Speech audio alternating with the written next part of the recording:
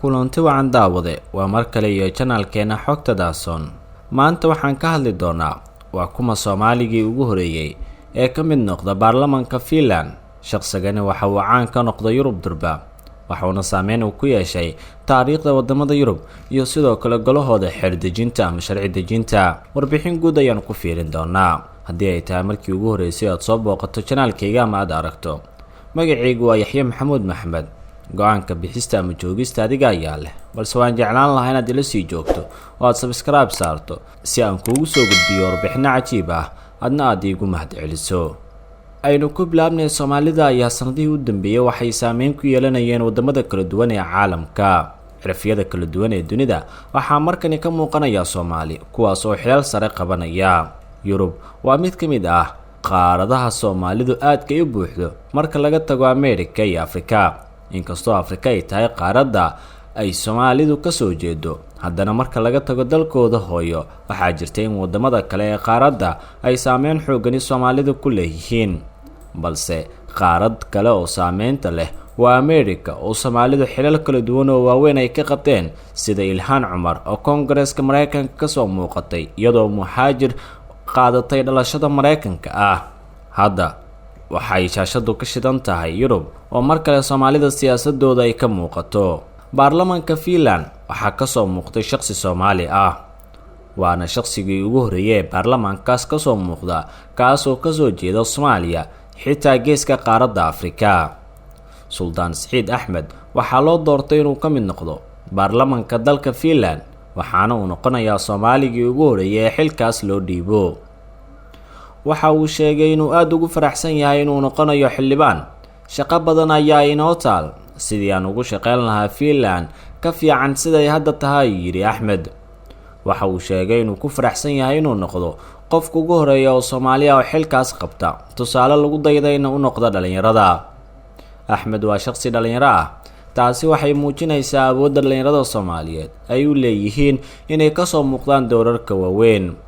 haddaba waa kuma Sultan Axmed Saciid Sultan Axmed Saciid waa qof sidoo kale u dooda xuquuqda dhalinyarada wuxuu muddo 4 sano ahaa xildhibaan golaha deegaanka magaalada caasimadda ah dalkaas ee Helsinki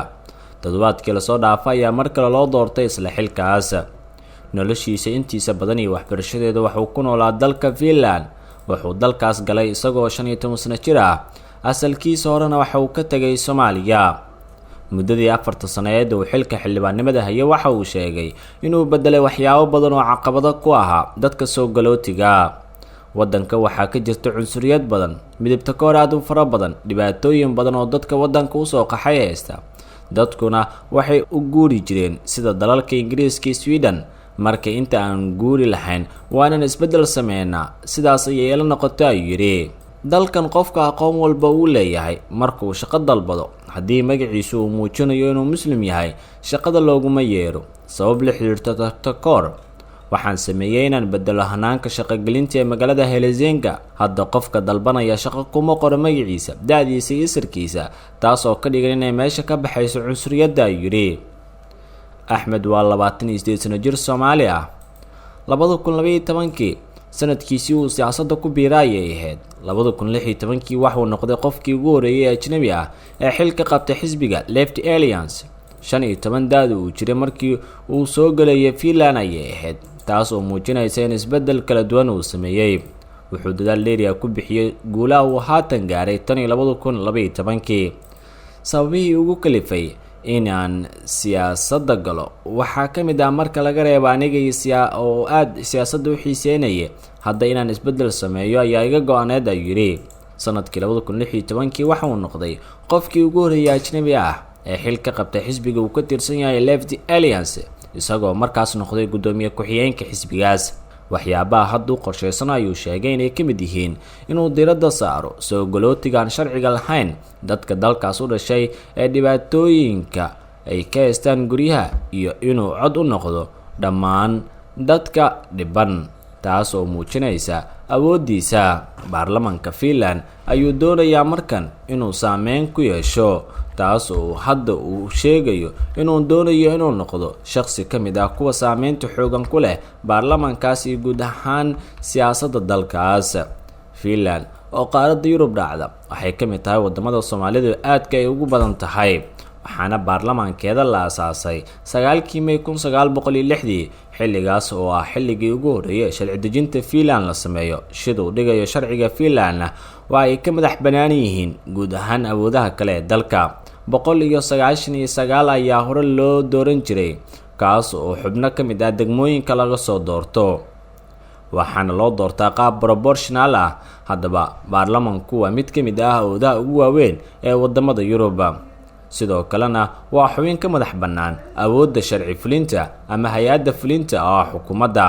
Baarlamaanka Finland oo dejiya sharciyada dalkaas sidoo kalena sameeya heshiisyada waaweyn iyo sidoo kale in ay miisaaniyadda dalkaas aad ula socdaan, wuxuu ka mid yahay baarlamaanada awoodda badan ee qaaradda Yurub ka shaqeeya. Awoodda baarlamaankana waxa ay ku xiran tahay xisbiyada awoodooda. Kuraasta ugu badan waxaa qaata xisbiga ay soo baxaan xildhibaanadiisa ugu badan, taas oo ah mid ka mid ah waxyaabaha Finland caanka ay ku ahayd tan iyo doorashadii 1916. markasta baarlamaanka waxaa majority ama awood ku yeesha xisbiyo gaar ah sida xisbiga Social Democrats ayaana ka mid ah. balse arinta kale la yaab kale waxay tahay in markii ugu horeysay uu Soomaali ka soo muuqan doono baarlamaankan, waana mid ka mid ah sharciyada ugu adag in wadan aad tahriib ku gasho aad ka mid noqoto baarlamaankiisa. Suldaanka ayaa hadda wuxuu doonayaa inuu siyaasadda ka noqdo mid loogu qadariyo dalkaas.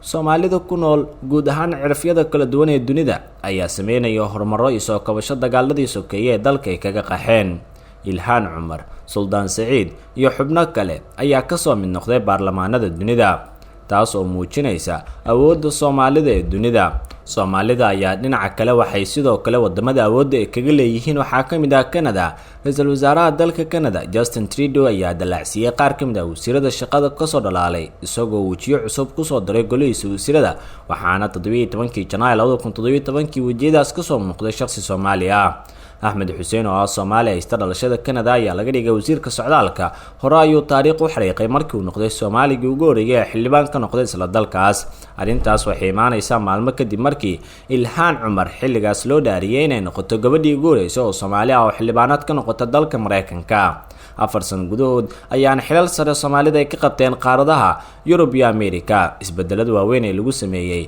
dunida waxay keenaysaa in markan qaxootiga ay helaan awood muhiim ah oo ku aadan inay ka soo muuqdaan siyaasadda.